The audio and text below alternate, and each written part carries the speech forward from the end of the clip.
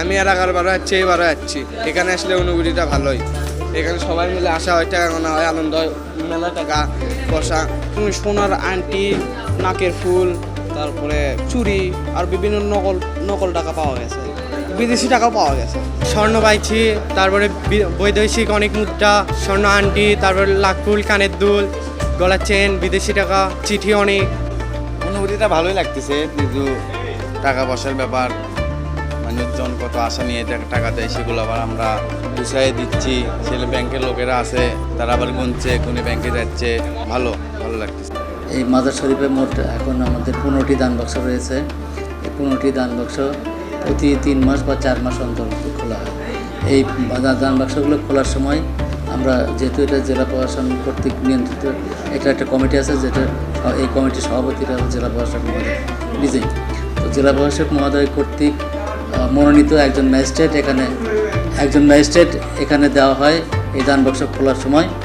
এবং আমরা এই শিবগঞ্জ উপজেলা থেকে পুলিশ 2 থেকে 3 জন পুলিশ এখানে আমাদের এগুলো দেখভাল করার জন্য থাকেন, নিরাপত্তার কারণে থাকেন। তো ম্যাজিস্ট্রেট মহোদয় মানে উপস্থিতিতে এই দান বাক্সগুলো খোলা হয়।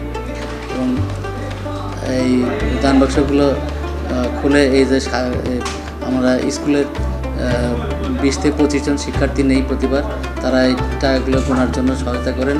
এবং পাশাপাশি আমাদের এখানে যে অগ্রণী ব্যাংক রয়েছে মহাস্থান শাখা, এই অগ্রণী ব্যাংকের থেকে প্রায় কর্মকর্তা 10-11 জন আসেন। এবারও তার ধারাবাহিকতা 9 জন এসেছেন, 10 জন এসেছেন।